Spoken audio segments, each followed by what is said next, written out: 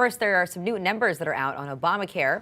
More than 2 months after the Obamacare's rough debut, the number of Americans signing up is growing. Nearly 1.2 million people are now on track to have health care coverage in place next year from the insurance exchanges. Between October 1st and November 30th, nearly 365,000 people enrolled in private health insurance via the federal and state marketplaces, and more than 803,000 people were found eligible for Medicaid or the Children's Health Insurance Program, according to the government. So, Zach, what do you say? Is the news at least getting better for the administration on this one?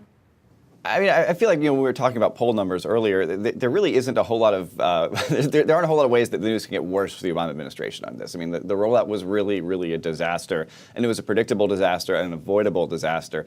So from here, all they can really do is improve on the ability of people to sign up for health insurance under this.